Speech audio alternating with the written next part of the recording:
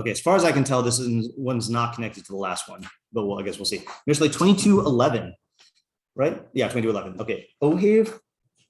This was one where, by the way, I had to look up where the asnafta was because it sounds like just random words strung together. Ohev, tahor, lev, chen, svasav, re'ehu, melech.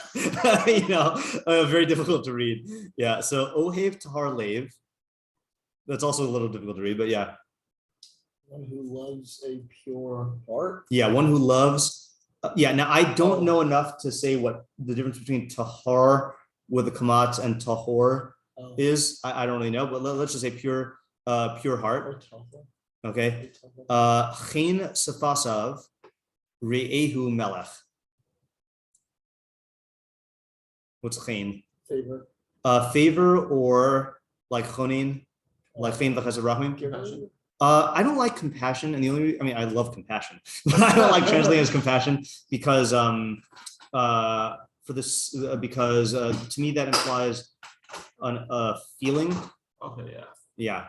I was trying to think of yesterday. I was thinking about how to translate compassion. I thought the same. Graciousness.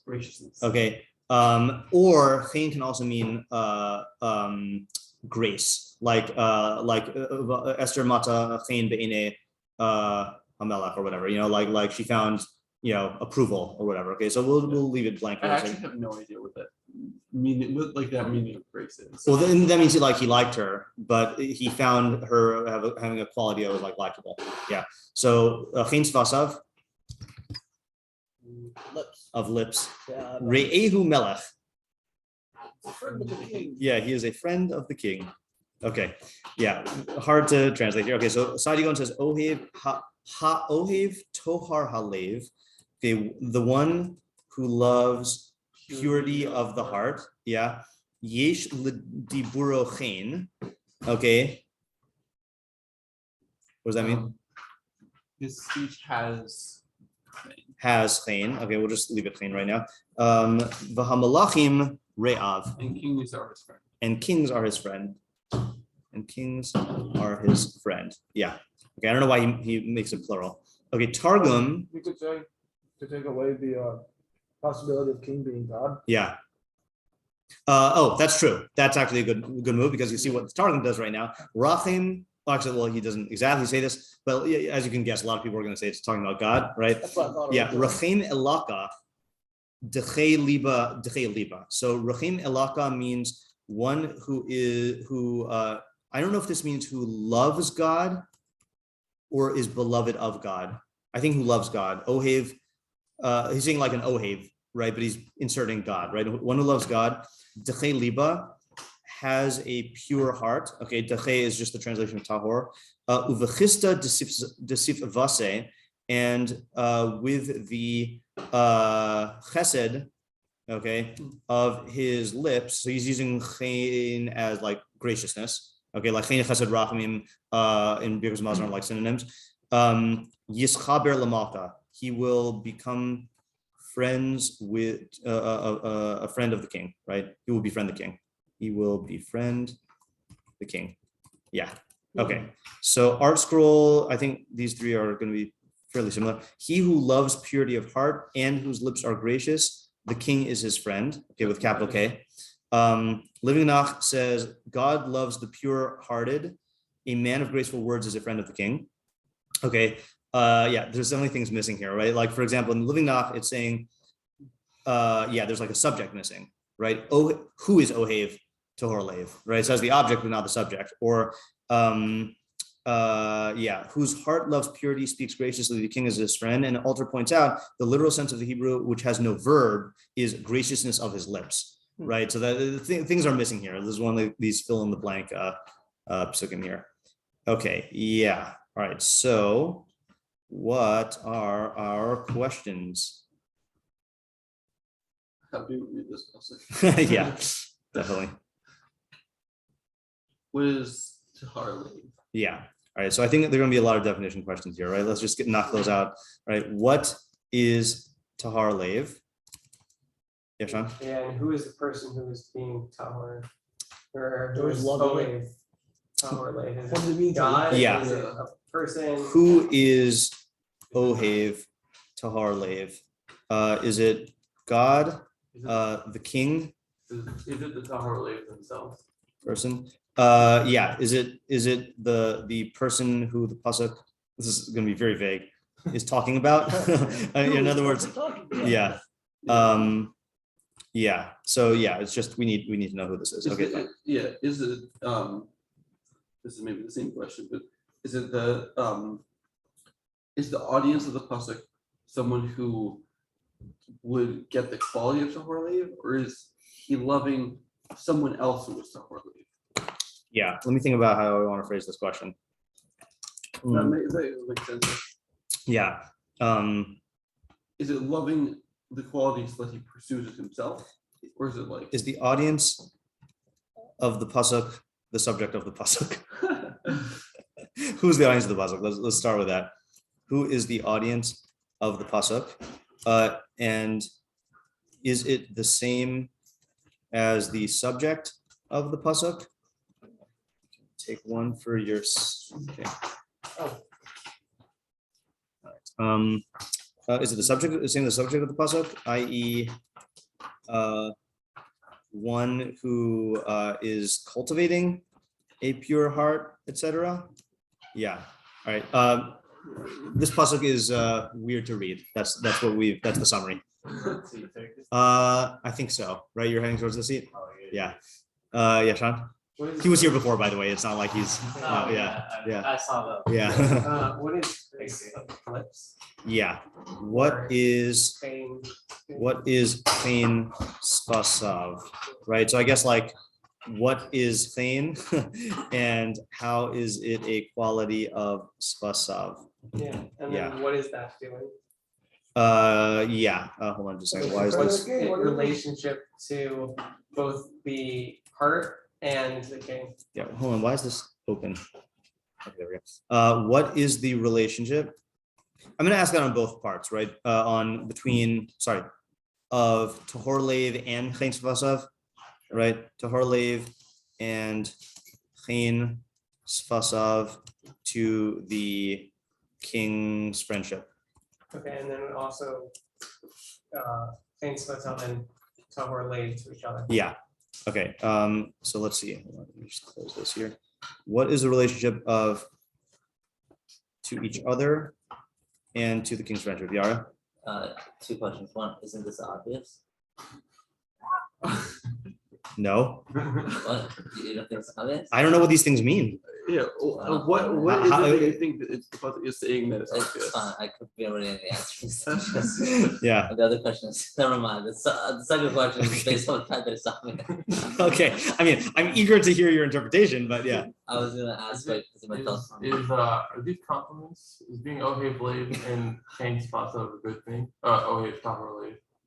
It sounds. I would think so, right? I wasn't sure if it was saying it's like, oh, this is a great, like a good, well-meaning person, or like a simple person, or something. Like Oh, either way, it sounds positive, right? It sounds like the pasuk is saying these are praiseworthy qualities. Mhm. So, yeah. What is the opposite of this? Yeah. What is the opposite? Okay, what is the opposite? Yeah, Sean. Who is the Malach? Yeah. Who is the melech? Okay. Yeah. Yeah. That's what, Yeah. So who's the melech?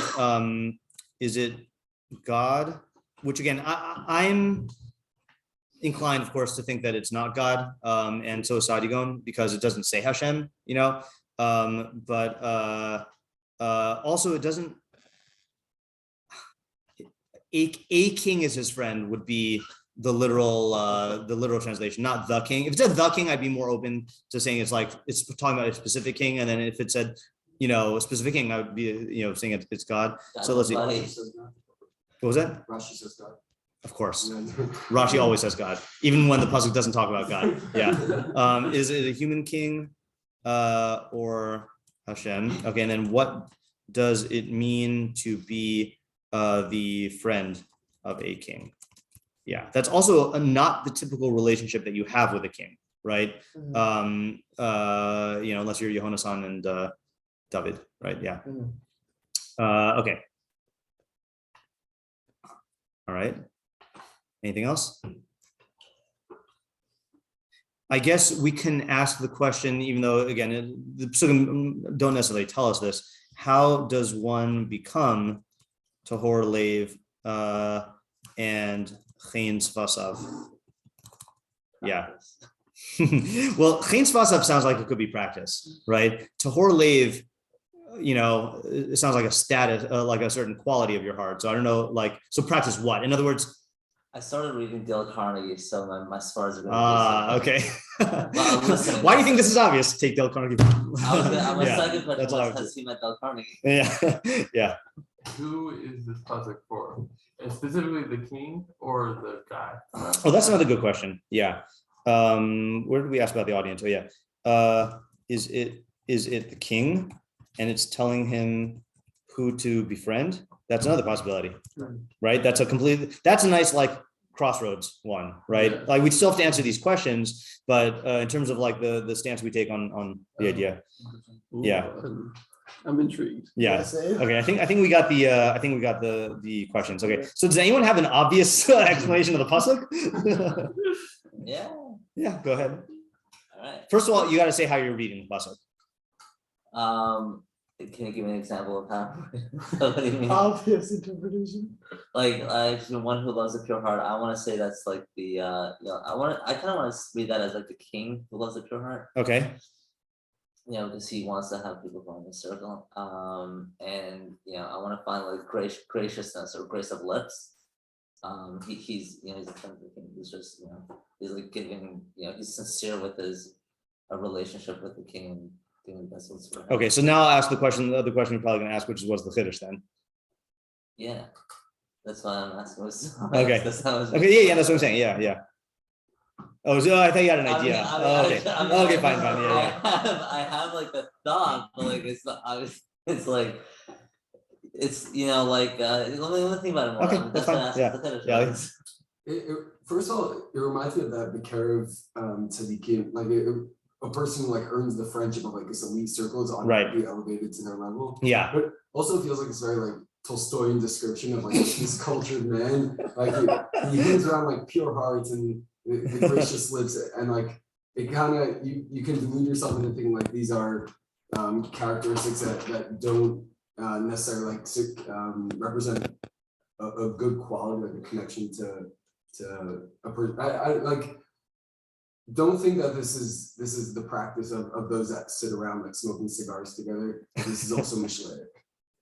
I didn't quite follow that. The Reino Melech, the vagueness of Melech is showing me God and that. So you're going with the deliberate ambiguity thing. Yeah. Yeah, it's hard though to figure out. See, okay, if you take the deliberate ambiguity approach, it is very interesting, because then the question could be, what quality can be called tahor lev and chen svasav that would earn you favor with a human king and with God? Yeah. Okay. Given the do you want me to answer that question, or Whatever you. I Yeah. have a separate. Oh, fine. Whatever. So I. Do you want to go down? I think we're still in the brainstorming phase. Brainstorming? Yeah. Okay. Just because this pasuk is so strange, I'm gonna read it a little strangely. Okay. Which is that it's not talking about a person, it's a king, and it's talking about the attribute of graceful speech. Okay. Okay, and that graceful speech is going to be the friend of the king. Oh, okay. The king wants he loves pure heart, right? Yeah. So he wants, I guess, people with pure heart, or Yeah. society with pure heart, something along those lines. I Yeah. haven't really defined that part yet. Yeah. And what this pasuk is telling him is that you specifically need to develop graceful speech in order to cultivate that within the society, within people, right? So that's going to be your friend in terms of achieving this goal of getting pure hearts. Okay, interesting. All right, so I like that. Okay, so in other words, like this. A friend of the king is gracious speech, or which sounds like you're just saying it's eloquent speech, some whatever the perfection of it is. That's going to be his tool for getting people who are tahor lev. Okay, fine. So now the question is, and tahor lev is the premise of the pasuk is that tahor lev is a desirable quality for the king, right? So the pasuk is talking to a king who wants tahor lev, but he doesn't know how to get. He wants tahor lev people, but he doesn't know how to get it. So can we now define what tahor lev is, and then explain the cause and effect connection? See, I like this because it gives us a definite approach to work on. So let's just think in abstract tahor lev. Yeah. Not being deceitful.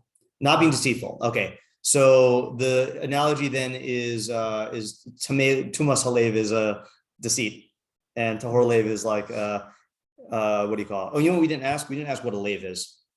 Oh yeah, that's what I was gonna What does lev mean, right? And we have a couple possibilities. Okay, we have lev is mind, emotions, and then Rabbeinu Yonah. I think we've read Rabbeinu Yonah saying that lev is midos. Okay. Can you go back to Isaiah's question? So, Can I what? can you go back to Isaiah's question? I don't remember which one was Isaiah's question. That crossroads question? Second part of number Oh, is three. it heathen king or no? No, that We was have numbers. Could you tell me what It was number? part of number 3. For number 3? Yeah. at the end. Oh yeah. Is the audience the king? Right. So that's like Sean's taking that approach. But sorry, say it again. So no deceit in the heart. Right, like I think it's like the heart is one. It's not like inside his heart he's thinking one thing but he's saying another Right. thing. Okay. I hear that. Yeah. That's definitely a possibility.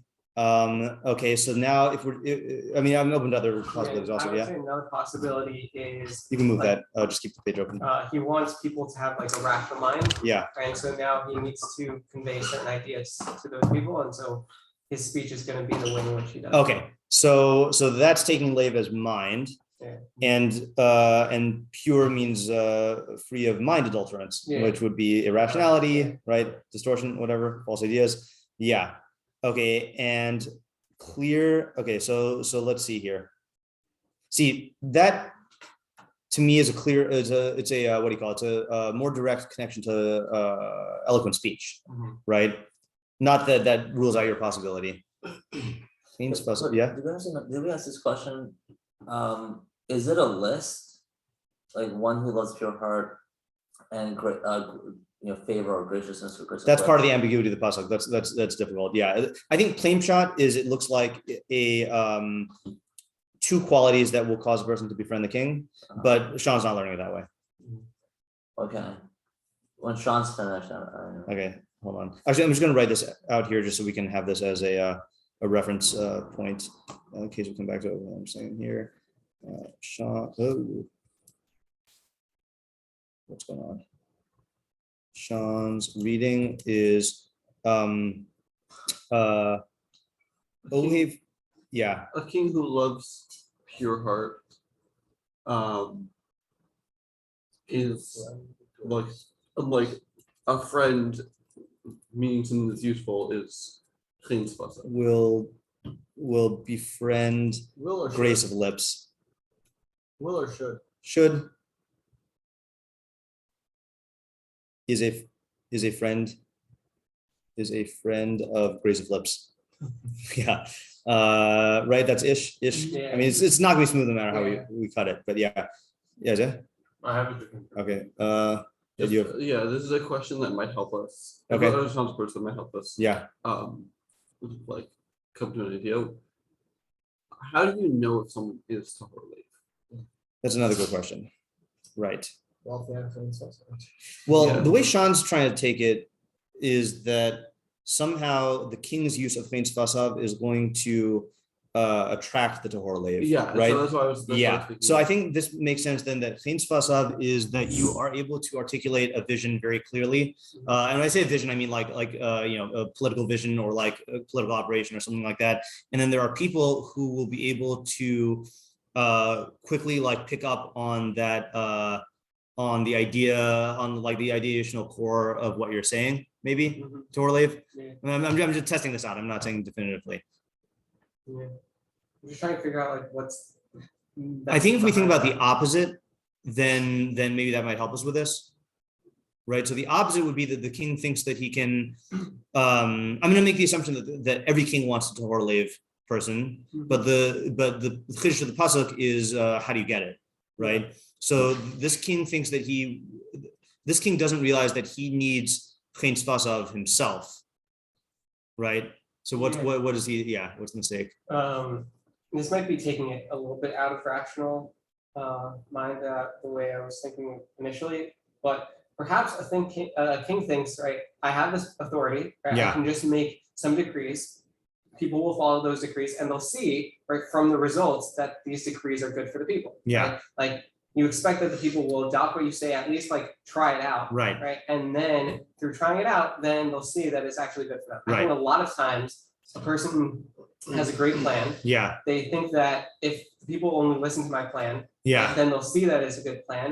But it requires, if people don't see the plan as good initially before the results, Yeah. right? So then their implementation of it is not going to be wholehearted, Mhm. right? And then the results of it are not going to end up coming out the way in which the king envisions it. Yeah. Right? And then the people are going to think, oh, the plan was stupid. It wasn't that the plan was stupid, it was that they thought that initially, right? Then they enacted it poorly, and then as a result of that, then they can say that the plan was bad. Okay, so now you're starting to lead me to think that maybe chen is much more than just articulate. Maybe chen has to be like both.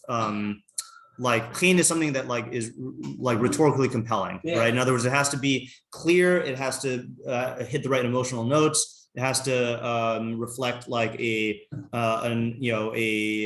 criteria that inspires trust and confidence in the person who's saying it.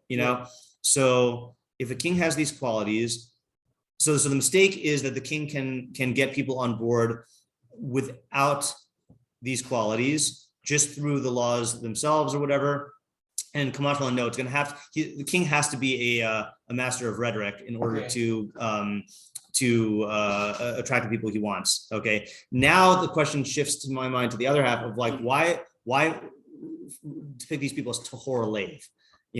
Like why focus on that specific thing? Like a king wants lots of stuff. He wants lots of people. He wants people who, let's say, like obedient, or he wants people who are, loyal or whatever. I don't know. Yeah. Okay.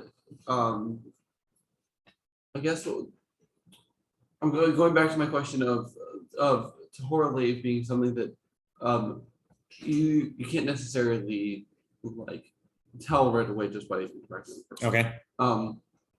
So the king isn't going to be able to just find these people and put them let's say whatever tahor lave people are useful for. He's not going to be able to just find them and recruit them. Yeah. He's going to need them to like come forward. Mm-hmm. And so the only way that he's going to be able to do that is if he shows that he's worth, he's a king who's worth them, stepping up forward. Mm-hmm, mm-hmm. Okay, all right, that's good. Yeah, so King Swasa is gonna facilitate that. Yeah, why tahor lave? See, could we try tahor lave as like Rabbeinu Yonah probably says, of like good midos, like free of bad midos, and just see what happens? Let's just see that. Tahor is a problem though.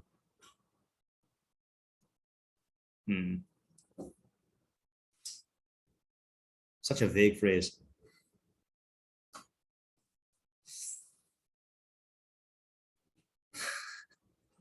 All right, let's do this. Let's put this on the back burner, and it's possible that through someone else's approach, then pieces will fall into place. Yeah, go ahead. You're next, and then Isaiah. Yeah, so maybe you could say that one who, so I think it's focused on the king, but I also meaning that the audience is the king. It's talking to the king, or I believe so. Yeah. Okay.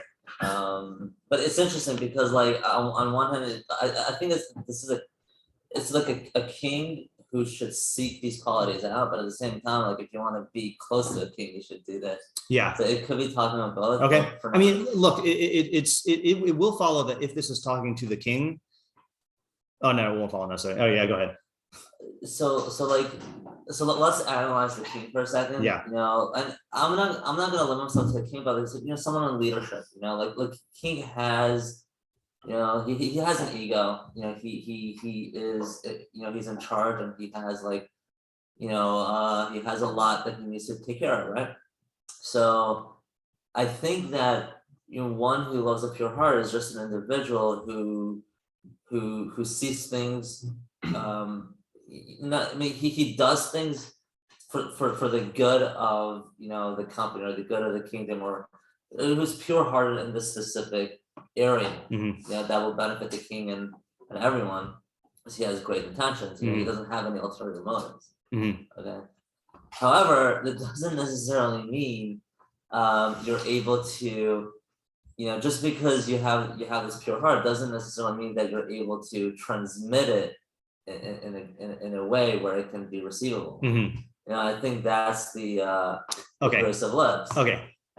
Go ahead. Yeah, I got it now. I have like examples like you know like in work, like sometimes when I want to like help people sell their houses, Yeah. like I know that I'm gonna be great for them because like I'm gonna be there for them, but I could not convey to them. They never felt safe with me. Yeah. Right. Because I didn't have like Okay. Let me just really articulate what you're saying to make sure we're on the same page, and then explain why I like it, which is that so tahor leiv, I don't know how we read the pasuk yet, but tahor leiv is someone who doesn't have ulterior motives, right? Like his motives are pure, but like you're saying, you're not going to be able to detect that. So that person, in order to convey that quality, needs to have chen tzvasav, right? And you need both those things. If you had chen tzvasav, you could have chen tzvasav and be a con man, right? And that's going to be bad, okay? And you can have tahor leiv and just no one's going to know it. So you have to have tahor leiv and actually like be able to reflect that in your speech. We have to figure out how that is exactly. But yeah, that's the approach you're taking? yeah. Okay, that's good. Yeah. So what does ohev mean? Yeah. How does Ohev fit in? So yeah, so I I don't know. So I was thinking about Where's the friendship? Like, how's that?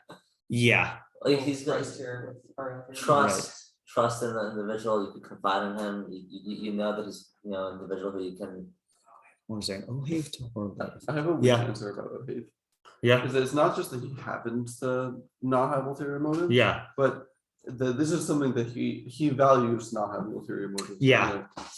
Yeah. That makes sense. So Ohev tahor leiv is talking about the person. Yeah. There's I sometimes when I'm writing letters of recommendation, it's like there's a specific term that I don't know if the person who's reading it is going to know, you know? So there was this person who I was writing a letter of recommendation for, and the only term that fit this person was guileless, Yeah. you know? So like there are people with guile with their own, and this person was entire, like what you see is what you get. They're not even thinking about, it's not like they think, how can I manipulate you? And then they decide not to. They don't even, they don't even like, there's no havmina that they want to manipulate you. But just because you have a person who's guileless doesn't mean that they recognize the objective value of that. That just might be their personality, So this is talking about someone who values that quality. I think values would be the better translation of ava, right? So let me just we'll call this Ariel's reading because that's the way we're doing it. So one who values lack of ulterior motives, right, and has graceful lips will be a friend of the king. Let's just revisit the question of who this is talking to. Because now I'm seeing both possibilities. Yeah, I know that. Right? Like I feel like this is talking about. Okay, my intuition is this is talking to someone who wants to become a king's friend, and saying that this is what you're going to need to do. You're going to have to, first of all, you're going to have to be someone who doesn't have ulterior motives, because once the king sees that you have ulterior motives, then he's not gonna like put his full trust in you, and you have to like convey that to him through your lips. And you could also argue the other side, like like the king needs to seek out these individuals for him to help him grow. Right. And like and the issue is there are many people who want to be in that position, but not for the right reasons. So he needs to filter them out. Yeah, like from the king's perspective. Either way, honestly. Yeah, like because he has so much power, he like tons of people are coming to him who have ulterior motives and are trying to form relationships with him to get things. Yeah. Yeah, it's a hard question. Yeah, it's hard. Yeah. Can I modify a slight thing of Ariel's? Yeah. Okay. That I think will make a Havamina and then a Maskana. Okay. Okay. So I think it's a combination of what I was saying flipped and what Ariel's saying, which is one who values a lack of ulterior motives. Graceful lips will be a friend of the king. Okay. Meaning a person who doesn't have ulterior motives thinks that kissing up to somebody, right, is like a convoluted way of dealing with a person. And this pasuk is saying, no, like you can be pure of heart, right? Meaning you want and you don't have any ulterior motives and still employ tools in a way which is going to like make the person feel better and more inclined towards your thing, and that's not necessarily trickery. Okay, so can you just repeat the way you read it again? Yeah, one who values lack of ulterior motives, graceful lips will be a friend of the king, meaning it's telling him that this will be a tool in terms of enacting his thing without betraying his. Can we do this? For one who values lack of ulterior motives, graceful lips will be a friend of the king. Yeah. Graceful lips is like fake ulterior motives? No, graceful lips meaning like what we were saying before about like Yeah. speaking in a way that is like again, when I for some reason, I guess in larger society, rhetoric has a negative connotation, but rhetoric just means like the art of persuasion, So like you have to present yourself through your speech in a way where it will be you'll make the king see your assets, right? And that's not trickery. And that's not trickery, right? The Havamina is that it's trickery, right? Yeah. Right. Hold on a second. I'm just gonna type this so we don't lose it. The Havamina is that graceful lips, the use of rhetoric is trickery, and therefore like a violation of Tohor Lev.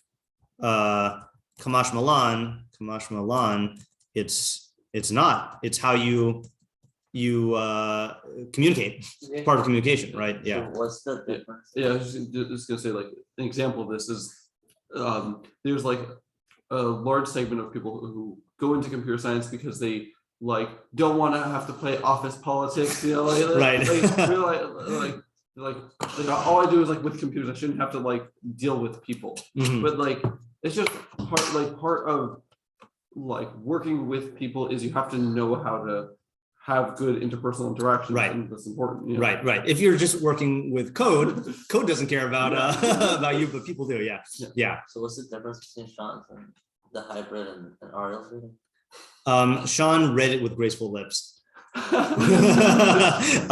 No, but I think also Sean is being clear about who this is talking to. This is definitely talking to the person who's trying to befriend the king, and who finds himself saying like, well, I have this quality that would be an asset to the king, but like I don't want to engage in this type of speech that I think is like is contrary to that, And this is saying that no, this is how do you communicate with people? So my reading is still vague. You're reading it so that your idea is clear, but the idea is clear. What Sean's doing is he's making the reading clear and the audience clear. Yeah, I think. Yeah. Mm-hmm. All right, Isaiah, you had another approach. Yeah. So I'm drawing my approach basically from something that we saw in Tehillim. So, Okay. Should look at Tehillim. Like father, like son. Yeah. So I think basically in Tehillim we saw like David, he was like surrounded by people who were like deceitful, trickery, and he prayed to Hashem to like get him away from those kind of people. So I think what this pasuk is saying is that like a person who is who values a lack of ulterior motives, like we said before, his lips are clean, meaning his speech is favorable. Not other people who might speak better, might have better rhetoric, but they actually are tricking the king, and so that's who the king should befriend, not other people. So it's telling the king like you should seek out people who don't have ulterior motives, as opposed to people who do actually have rhetoric but do have ulterior motives. Okay, so I guess I have two ways to frame my problem with this. Not insurmountable, but just two problems. One is from I guess Ariel's, to borrow a phrase from Ariel, isn't that obvious? In other words, that all kings want to work with people who don't have ulterior motives, and that's like even the most foolish king sees that, and therefore, so why do they need to hear this? And then the other problem is from Isaac's direction, which is how does he know that this is a Tahor Lev with graceful lips as opposed to a deceitful Lev with graceful lips? Well, I think. Or sorry, with graceful lips. Well, that's the problem with graceful lips. It's like you can't know because so. Right. So then, how does this pasuk benefit him? Right. So you have to get to know the person. Okay. So then, really, the essential thing is you want someone with Tahor Lev. So then, what is the pasuk stating chen svasav then? I think the chen svasav is actually the opposite. Favorable, like favorable lips. Favorable lips. Okay, so how it's like he is a person who isn't going to be tricking the king. So when he's speaking of the king, it's he's learning favorable things from this guy. He's not learning deceitful things from this guy. Okay, and how's did you explain ohev? No, I'm taking the one who values the lack of all. Oh yeah, right. Yeah, something is not clicking. Yeah, sure.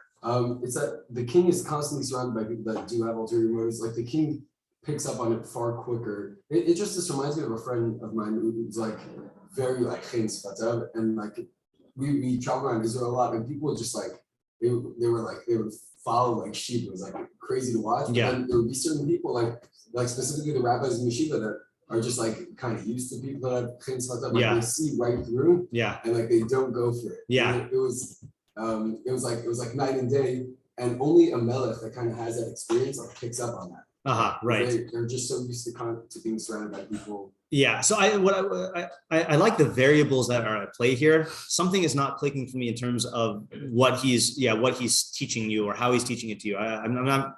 Let's take No, so there's a different question. Yeah. Well, I guess I don't know if it's meaning it, but one Havamina could be that like the king needs to be around people who seem powerful. And, like a person who seems powerful is someone who like speaks well, could like give speeches to an audience. Mm-hmm. This I think is talking about a person who isn't necessarily like that, but he actually needs advice from someone who isn't trying to trick him, not from someone who sounds like they give good advice. Let me voice this. Maybe this is a problem that I'm having also, more so with this approach than the other approaches, which is if you make chen svasav, if you push it too far in the direction of like someone who gives good advice, then like the question would then be, why doesn't it say like a wise advisor or something like that?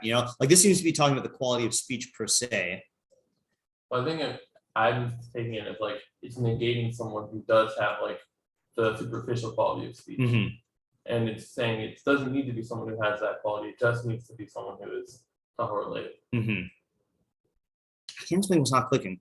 I think take it from the top. Yeah. I think so. I think like at least my issue with it is that I feel like chen svasav sounds like it is that superficial quality of speech that you're saying that like is being rejected. Let me try this just to help me identify what I am and am not getting. Just talk it out again, and I want to try typing it, getting it on paper. Ohei tahor related, someone who values the lack of ulterior motives. Chen svasav. His lips are favored. Okay. The king should befriend him. King should befriend him. Okay, and then what's the idea? That someone who is not deceitful is going to be more beneficial to the king than someone who speaks well but is deceitful. Okay, hold on a second here. Yeah, so and then what's the practical, and this is for the king? And so what is, so now I think we have to like say, what would the Havamina be? Right. It's not like a good Havamina. Yeah, right. It sounds obvious, right? Yeah. Or at least we identify what the where in the issue lies. So I want to take a stance on my reading on who is talking to you. Okay. And I can't justify this from the reading itself, but I could justify it through the idea. Okay. You're in good company. I think Saadia Gaon had that problem, which is why he changed the words. Yeah. Okay, so I think you have to say a friend of a king just means a friend of the not like buddy type of friends. Yeah. I think it just means like friends to further his vision and his goals. Right. Well, like we said, like the most accurate translation of Rea is comrade. Right, just stripped of the kami, connotation, right? Right, like a comrade, someone who's like who will work with you, who is part of the same mission. And I'm actually the idea came for me from a show, from a show, I forgot which one, from a show, some show, I don't remember. But the bottom line is like the king knew that one of his advisors, he knew specifically that his advisors had an ulterior motive. Mm-hmm. He just knew it, and he didn't feel like, okay, fine. He felt like he was more in control. He felt like because he's a king, he has more power and he could tame him, right? Mm-hmm. But the reality is, like, as the show progressed, like he manipulated a war which the king didn't really want, and it kind of affected the whole entire kingdom. So like I think that the king has to double down on his filtering process so that he can make sure that this doesn't happen. But then we run into Isaac's question also, that how does he know this? Like every king is going to want someone who is a Torah slave, but the question is, how does he know whether he is the third mother or not? Yeah. Especially given the phenomenon of Chen Svasa, of people are very good at like manipulating people, the king. Let's do this. I mean, the truth is you can't really know. So then the pasuk is telling you to do something that you can't do. I mean, I don't accept that. Let's do this in the last 2 minutes. Yeah. I just wanted to ask about the term melech. Yeah. Is that applicable? Like, does that mean translate to other positions of authority? So the way we usually approach Mishlei Pasukim about kings is that king is just the primary example, but then it could filter down to like lower forms of authority. However, like a boss or like a parent in a household or whatever. But sometimes though, we have to remember that king is someone who has the power of life and death. And so the idea is ultimate power, not so much ultimate like management hierarchy thing. Can I call upon something? Yeah. One thing. Okay, so what I meant to say is the king will never know. I mean that the king will never 100% fully know in the beginning, but there are signs, because someone who has an ulterior motive, like by nature, he will slip up. The king has to have not everyone can have the foresight to see these, signs, but he should be sensitive to these signs at some level. Yeah, but I still feel so. What is the pasuk telling the king that the king doesn't already know? That's my main question. But just we can think about that for tomorrow. I just want to see what the Saadia Gaon says, because we haven't explored anything about God, and seems from Saadia Gaon's translation he also does not learn this about God. So let's just see what he says, and then we'll have to come back to this tomorrow. Kashir ha'adam nodak ish emes, when a person is known as a man of truth, shehu pri tohar leiv, which is the fruit of purity of leiv. So I don't know if that's like Isaiah was originally saying of like not deceptive, or like Sean was initially saying that it means he a man of truth, meaning that his mind is like capable of perceiving the truth. His words will find favor in the eyes of people. They will accept his words more than they accept the words of a king. People accept the words of a king out of fear and intimidation. But the words of a man of truth they accept in tranquility and security. Therefore, it doesn't say that he is the friend of a king, in which case a king would be above him. A king is his friend. He made the king beneath him. So he's reading it. I think we have to modify our translation of Saadia Gaon. The one who loves purity of heart, his speech has gain, and kings. Oh yeah, kings are his friend. We did translate it correctly, right? So it's talking about this. So according to him, the main idea, it is about rhetoric, but it's about rhetoric that comes through like the MS power of your words, as opposed to through like exercising authority. Let's think about that and let that roll around, and then come back to that tomorrow, and then we'll have to see other stuff as well. All right, so tomorrow, Mishlei, not Q&A. Okay, all right, have a good day.